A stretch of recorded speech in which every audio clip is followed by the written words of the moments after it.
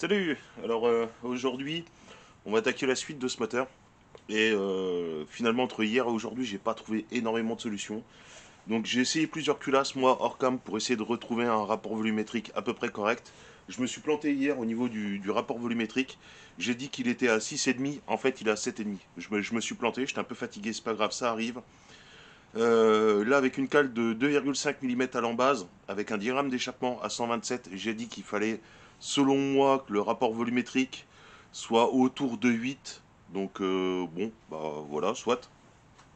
Moi, j'ai fait quelques relevés avec différentes culasses. Alors, évidemment, celle-là est gicle, parce que j'ai un rapport volumétrique complètement éclaté et vraiment trop bas. Celle-là, elle comprime trop, donc celle-là, elle dégage. Et en intermédiaire, j'ai celle-là. Alors, c'est pas la plus jolie, hein, c'est pas grave, je vais pas aller la réusiner. Si je voulais réusiner une culasse, je serais parti sur celle-là et j'aurais réusiné la culasse. Mais ça m'aurait fait perdre beaucoup trop de temps. Et là, franchement, aujourd'hui, j'ai perdu énormément de temps après ce moteur hors cam, sachant qu'hier, j'ai passé énormément de temps dessus. Donc voilà, juste pour faire un test à la con, cette culasse-là, elle ira très bien. Alors, avec cette culasse-là, j'ai un rapport volumétrique à 9. Donc, pour abaisser un petit peu le rapport volumétrique, vu que je ne veux pas rehausser plus l'embase que ce qu'elle est déjà rehaussée pour des raisons évidentes, que j'ai expliqué dans la vidéo d'avant, je vais tout simplement lui foutre deux joints de culasse.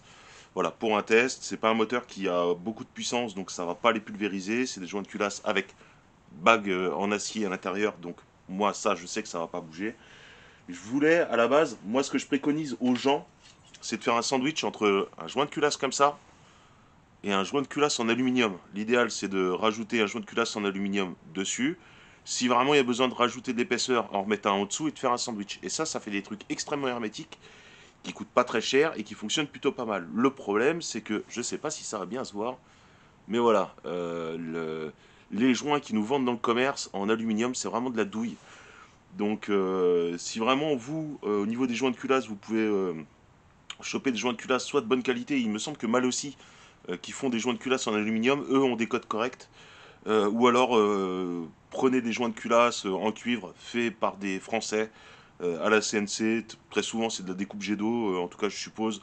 Ou alors avec des toutes petites CNC que les gars ils les font eux-mêmes. Allez voir ces gens-là. Ça coûte plus cher, mais franchement vous aurez des joints de meilleure qualité plutôt que de prendre ça. Ça je sais plus d'où il vient, ça fait des années que je l'ai. Mais voilà, faut les finir au Dremel, on se retrouve avec des trucs complètement excentrés. Enfin, franchement, c'est n'importe quoi. Par contre, je sais que pour avoir fait plusieurs tests avec des sandwichs de joints, de culasse comme ça fonctionne. Donc là, je vais pas pouvoir parce que là, lui, il est complètement trop excentré, il a été bouffé de partout. Donc je vais partir sur deux joints de culasse avec bague en acier à l'intérieur. Et normalement, ça devrait me faire retomber mon rapport volumétrique à 8 sans problème. Sachant qu'en vérité, je suis un peu au-dessus d'après mes calculs, mais qu'une fois tous les joints d'en base tassés, etc., que ces deux joints-là se seront tassés, parce que là ils sont neufs, donc tous les calculs que j'ai faits, je les ai faits avec des joints tassés exprès. Donc voilà, et les cales à l'embase, évidemment, c'était des cales en aluminium, donc ça n'a pas vraiment bougé, ou il y avait très peu de joints carton. Donc voilà comment j'ai fait mes relevés. Donc bon bah là il va me falloir des joints pour le moteur, hein, ça c'est sûr, parce que là c'est bien, j'ai les joints de culasse, mais j'ai pas les autres joints. Alors on passe à la découpe laser, je fais mes joints vite fait et je reviens tout de suite.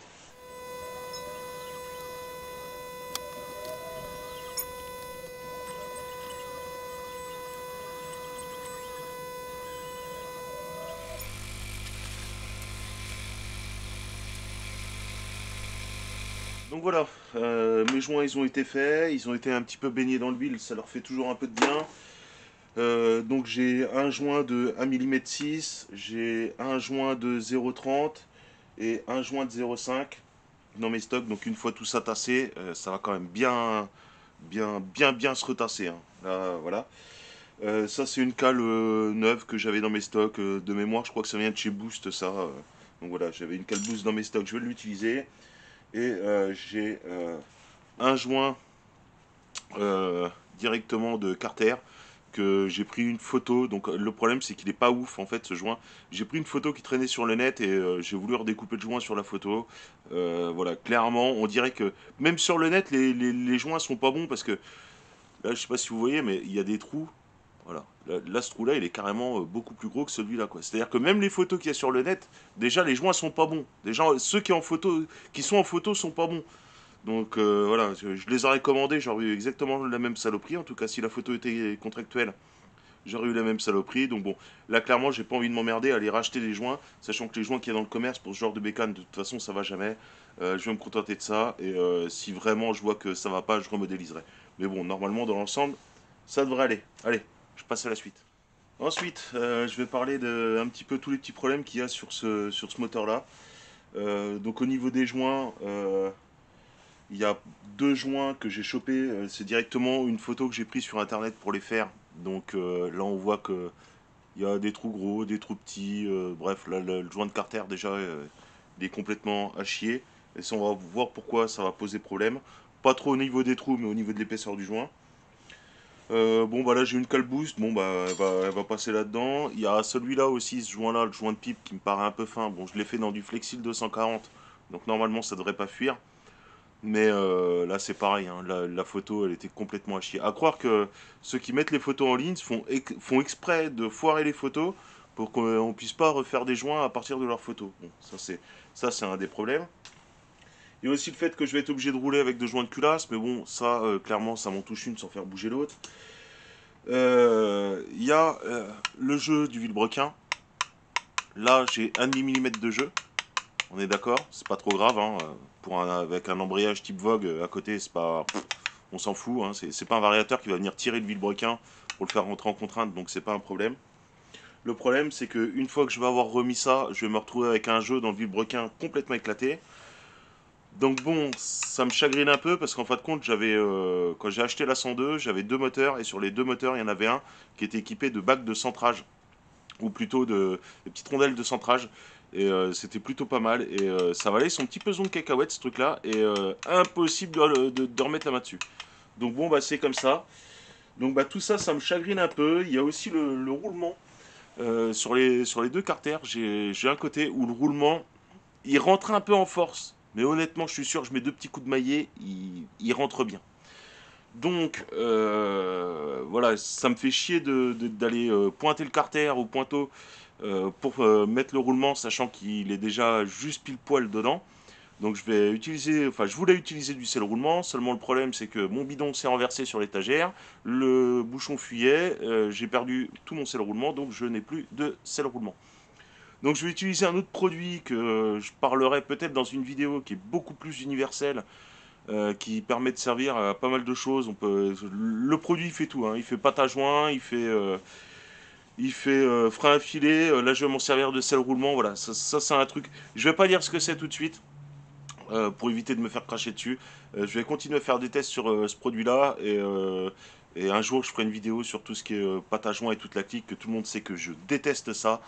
Et un jour, je ferai peut-être une vidéo complètement dédiée où je parlerai de certains produits qu'il faut utiliser, d'autres qui coûtent beaucoup trop cher pour ce que c'est, etc. Donc là, je vais utiliser un produit que je ne vais pas dire dans cette vidéo, mais qui me permettra de maintenir le roulement sûr en place, en plus d'être un peu large dans le carter, on va dire, il ne sert pas super bien. Mais bon, ça fait quand même pas mal de kilomètres comme ça, donc je sais que ça va pas bouger tout de suite. Donc voilà, donc bah, tout ça, ça m'a pas mal trituré l'esprit hein, pendant une nuit entière. Hein. Donc j'en suis arrivé à une conclusion que, bah, arrivé à un moment, je vais utiliser une méthode ancestrale que je vais vous communiquer qui permet de résoudre tous ces problèmes à la fois.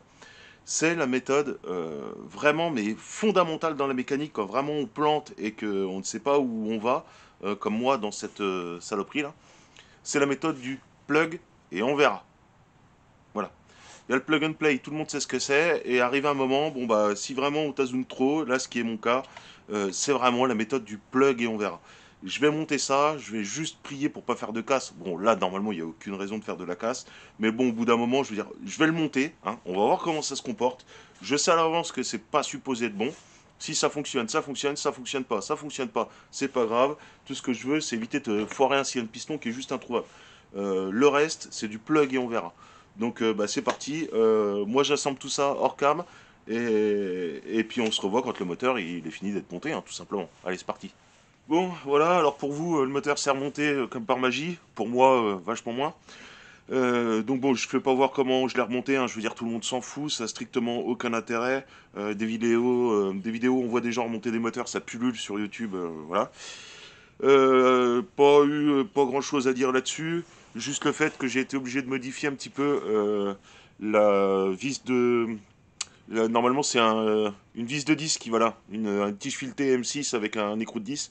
Et moi, je l'ai remplacé par du 5 avec un écrou de 8. Parce que bah, comme le sien de piston, il est décalé vers le haut de 2 mm et demi et qu'il est décalé d'un demi-millimètre de ce côté-là, parce que là, le joint, c'est un joint qui fait 1 mm d'épaisseur, alors que ceux d'origine, ils doivent faire genre 0,5. Donc tout ça, ça décale, ce qui fait que l'écrou d'origine, il passe plus. Donc j'en ai mis un plus petit, j'étais obligé de repercer légèrement. Disons que je voulais pas tout repercer complètement, parce que là, je sais que je suis en train de faire de la merde. Si je veux le repasser d'origine, je veux pas avoir décalé complètement le trou ici. Donc j'ai tout simplement mis une vis plus petite. Donc bah voilà, moi je vais aller monter ça sur la meule, je vais aller le démarrer, au moins 20 minutes, le temps que tous les joints, tout ça, ça se mette en place, faire tous les resserrages moteurs après son premier démarrage, ça faut le faire à chaque fois, c'est obligatoire, hein, je suis obligé de le répéter, mais c'est à chaque fois qu'on remonte un moteur, on démarre son moteur, on attend 20 minutes, et une fois qu'il a refroidi, on vient contrôler tous ces serrages. Parce que la matière, elle se dilate quand elle chauffe, ce qui est normal, et du coup elle vient tasser le joint en se dilatant. Donc surtout que là c'est les premiers démarrages, donc il faut que ça se mette en place. Donc voilà, bon moi j'ai pas eu de problème quelconque pour le remontage, hein. Donc voilà, hop, je fous ça sur la mobilette et puis je vous dis après ce qu'il en est, si ça fonctionne ou si ça fonctionne pas. Allez, let's go.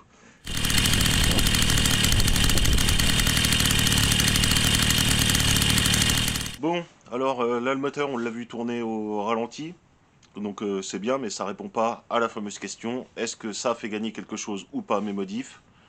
Eh bien la réponse est oui. Ça m'a fait gagner partout, hein. J'ai gagné démarrage, accélération, pointe, la totale.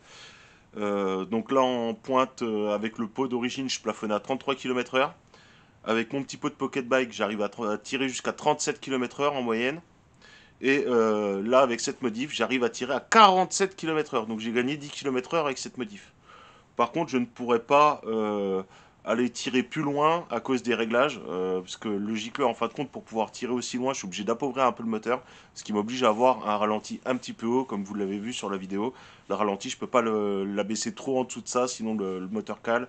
Ou alors quand je accélère, j'ai des gros trous. Bon, ça c'est un peu dû au carburateur SHA, et donc le fait que je peux pas tout régler bien comme il faut, et dû au pot d'échappement qui le bride en fait, hein. Dès que je mets un gicleur un tout petit peu trop gros, je me retrouve avec un moteur qui fait le bruit très caractéristique d'un pot qui bride de ces moteurs-là, le fameux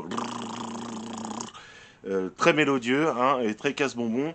Donc voilà, donc j'ai le problème avec ce pot-là. Si un jour je trouve un pot mieux que ça, alors moi pour moi ce qui irait bien c'est un pot de ce style-là, là. Comme j'avais déjà fait voir dans une précédente vidéo, ça c'est un pot, un copier-coller que j'ai vu dans un mob shop. Ça pour moi visuellement c'est le genre de pot qui irait bien dessus. Ça, ou si un jour j'arrive à récupérer un pot de chez 50 Factory dans un état un peu piteux et que j'arrive à leur taper pour le mettre dessus, j'irai faire les modifications que là je vais vous faire voir pour pouvoir grappiller un peu. Je pense qu'honnêtement, les 55 km/h pourraient être vraiment jouables avec un bon pot de détente sur cette bécane. Alors les modifications, c'est les suivantes. J'aurais tendance à vouloir y mettre ce type de carbu.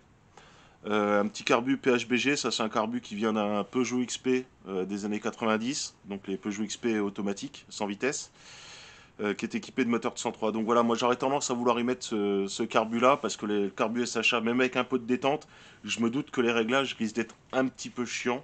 Donc voilà, j'aurais tendance à rajouter ce type de carbu. Il passe, hein. Là, ce carbu-là, je suis pas allé vérifier, mais je l'ai présenté devant, c'est sûr, il passe. Donc j'aurais tendance à vouloir y mettre ce carbu-là.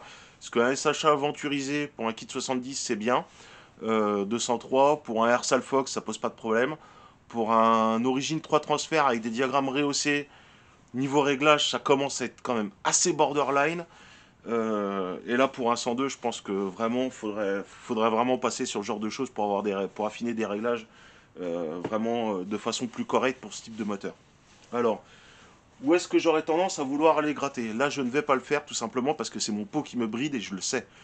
Par contre, si j'avais pu faire l'acquisition un vrai pot de pocket bike, un bon pot de détente de l'époque, je pense que j'aurais pu commencer à attaquer les modifs que je vais vous faire voir. voir si j'arrive à trouver un pot de détente, ou soit moi-même à me fabriquer ce genre de choses, si un jour j'ai le matériel, ou à me le faire faire, si vraiment j'ai que ça à faire et que j'ai du temps à perdre. Euh, ou tout simplement choper celui de 50 Factory d'occasion. À la rigueur, je ferai peut-être les modifs que je vais vous faire voir. Alors, ce qui bride sur le moteur, je vais faire une petite pause et on va y passer tout de suite. Alors, ce qui selon moi, même avec un pot de détente, va brider encore le moteur. Là c'est bien, j'ai récupéré, j'ai pas perdu de coupe, j'ai récupéré partout, tout va très bien. Mais encore quelques endroits à gratter dans le moteur que je n'ai pas fait et que je ne vais pas faire du fait que pour l'instant c'est pas prévu de changer le pot. Quand je changerai le pot, je le ferai. Je vais vous faire voir les modifs. Alors, là le piston, comme j'ai mis 2 mm 5 de cale à l'embase, je sais mon schéma il est pourri, mais on s'en fout. En fin de compte, ce qui se trouve, c'est que le piston, il obstrue très légèrement quand il est au point mort haut la pipe d'admission. Il obstrue de genre 1 mm et demi. Donc j'aurais tendance à couper un petit morceau de tube du piston là pour récupérer un petit peu d'ouverture à cet endroit-là. Ensuite, j'avais dit que le diagramme de la pipe d'admission me posait souci. Alors là, c'est bien parce que je suis passé de 122 diagrammes de pipe d'admission d'origine 102 à 111 degrés de diagramme au niveau de la pipe. Alors ça, c'est le paramètre que je connais le moins parce que je connais pas du tout ces moteurs-là. Là, l'avantage avec 111 de diagramme à la pipe, c'est que le carbu, quand on met sa main devant, il ne refoule plus rien. Je veux dire, là la main elle reste sèche quand on fait tourner le moteur, parce que le piston il referme tellement vite que, en fin de compte, l'essence elle a pas le temps de, enfin le mélange air-essence n'a pas le temps de faire demi-tour dans le carbu. Donc est-ce que c'est bien, est-ce que c'est pas bien? Je sais pas. Ce qui est bien, c'est que ça mouille pas la main et ça arrose pas le cadre. Après, en termes de performance, honnêtement, je suis un peu mitigé.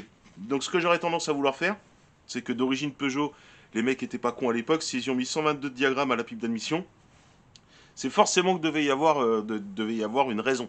Donc ce que j'aurais tendance à faire, c'est d'aller gratter un petit peu ici. Voilà. Pour y remettre ces 122 de diagrammes à la pipe d'admission, telle que d'origine Peugeot ils l'ont fait. Là, je pense que déjà clairement, il y aura un petit peu à aller grappiller là-dedans. Mais pour que ça fonctionne, il faut qu'il y ait un pot de détente. Si j'ai pas de pot de détente, ça servira strictement à rien d'aller gratter là-dedans. Ensuite, au niveau de l'échappement, comme j'ai rehaussé le cylindre, toujours le même problème. D'origine, les latéraux étaient bien en dessous du point mort bas, certes, mais par contre, l'échappement, lui, il l'était bien aligné avec le point mort bas d'origine. Donc maintenant, il se retrouve 2,5 mm au-dessus. Alors, pas tout à fait 2,5 mm, il doit y avoir 2 mm. Donc, déjà, en grattant un petit peu en bas à cet endroit-là, pour l'aligner avec le point mort bas du piston, déjà, on pourrait récupérer un petit peu de vidange du cylindre dans l'échappement. Ça pourrait être pas mal, ça pourrait l'aider un petit peu. Ensuite, au niveau des diagrammes, vu que j'ai pas perdu de couple, j'en ai même gagné en faisant cette modif. En mettant un pot de détente, je me doute que je vais en perdre un petit peu. Je pense que je pourrais sacrifier encore un tout petit peu de couple. Euh, Là, je vois à l'admission, à l'échappement, pardon, j'ai 127 de diagrammes à l'échappe. Honnêtement, pour moi, je pense qu'on pourrait leur monter jusqu'à presque 100. Là, en gros, 127, on va l'arrondir à 130. Je pense que je pourrais remonter l'échappe jusqu'à 10 degrés de plus. Donc, c'est-à-dire aller gratter un petit peu ici pour aller gratter un petit peu de diagramme d'échappement. Voilà. Là, ça me permettrait de grappiller encore un petit peu, hein, pas énormément, mais de grappiller un petit peu sans perdre trop de couple. Je rappelle que le diagramme d'échappement d'un origine 3 transfert, en moyenne de mémoire, on est autour de 145 degrés, un truc comme ça. Donc je pense que là, remonter l'échappe à 140 degrés, je vais pas trop perdre de couple, hein, sachant que les origines 3 transferts, c'était des origines qui marchent avec une couronne de 48 sur des Vogue. Et je veux dire, les Vogue, bon, ils peinent un peu au démarrage, mais ils montent les côtes, quoi. Donc je pense on pourrait le remonter jusqu'à 140 degrés sans que ça pose trop de problèmes, que le couple s'écroule et qu'on se retrouve vraiment avec un vélo, quoi. Ensuite, c'est toujours pareil, la culasse que je vous ai fait voir, c'est une culasse que j'avais dans mes stocks, qui a été usinée un peu à la sauvage, mais bon, honnêtement, je m'en fous un peu. Là, pour faire un test, ça suffisait bien. Je pense qu'en refaisant une belle bande de squish, en retapant une culasse, en reprenant une culasse neuve, même une polygonale, peu importe, hein, mais en refaisant un usinage correct, avec une belle bande de squish et un beau dôme, bon, certes, on va pas gagner un cheval là-dedans, hein, mais ça permettrait d'optimiser un petit peu tout ça. Donc voilà, honnêtement, je pense qu'avec toutes les modifs, avec le pot de détente, en allant gratter là où je suis en train de vous le faire voir, et en allant toucher un petit peu la culasse, honnêtement, je pense que les 10 km/h, on pourra encore aller les gratter là-dedans. Je pense que je pense qu'on pourra aller taper le 55 sans trop de problèmes. 55 km/h pour un 102 petit trou avec des freins patins à l'avant, c'est énorme. À savoir aussi que la vitesse du 102 ayant augmenté, j'ai revu les freins. J'ai changé les mâchoires de tambour à l'arrière et j'ai changé les patins de frein à l'avant, de façon à avoir un petit peu plus de mordant. Parce que ce truc-là, à 30 km/h, quand on passe sur une plaque d'égout, à 30-35 km/h, on a l'impression d'avoir un BMX entre les jambes. Je veux dire, ça guidonne de partout, sachant que le châssis est vraiment pas terrible. Donc ça bouge de partout et donc voilà, j'ai au moins rajouté du frein. Après, faire plus de 55 km/h sur un châssis sans suspension avec des freins patins à l'avant, je pense que ce serait pas l'idée du siècle. Après, vous ferez comme vous voudrez hein, chez vous. Mais moi, honnêtement, je pense que je m'arrêterai à 55 km/h. Ce serait déjà full éclaté. Je pense même qu'il faudrait mettre des pneus un petit peu plus épais et légèrement dégonflés, type comme les flat bikes ou je sais plus comment ça s'appelle là. Les vélos avec des gros boudins à la place des pneus. Ouais, je pense qu'il faudrait mettre ce type de pneus pour compenser un peu parce que ce serait un peu dangereux. Mais donc voilà, donc oui, ça fonctionne. Hein. Ma modification fonctionne. 2,5 mm de canal en base, une culasse comprimée de la mort en jouant avec les joints de culasse pour réussir à rattraper un rapport volumétrique à 8:1. J'ai fait quand même pas mal de tests avec. Pour vous, c'est tout de suite, mais moi j'ai quand même testé pendant une journée et demie. Hein, j'ai fait pas mal de tours, j'ai fait pas mal de tests. Donc ça fonctionne. Alors c'est pas ouf, hein, ça reste un 101 équipé d'un moteur de 102, donc c'est pas ouf. Mais ça a le mérite de fonctionner et je le répète, hein, avec un petit pot qui va bien et ces modifs-là, je suis sûr qu'il y aurait moyen de grappiller encore un peu. Moi je m'arrête là. Si un jour je trouve l'occasion d'avoir un pot, bah, je mettrai un pot et puis si je trouve pas l'occasion, ça va rester comme ça. Je vais pas aller gratter là tout ça, tout simplement parce que là avec ce pot là, c'est pas possible. Hein. Là je peux gratter autant que je veux, je vais juste perdre du temps. Perdre du temps. S'il y a un petit peu de poids sur la mobilette à la rigueur, je vais perdre 2-3 grammes, mais c'est pas ça qui va faire avancer la mobilette plus vite. Donc bah voilà, je m'arrête là et puis bah je vous laisse aller vaquer sur YouTube, hein, tout simplement. Hein. Allez, salut.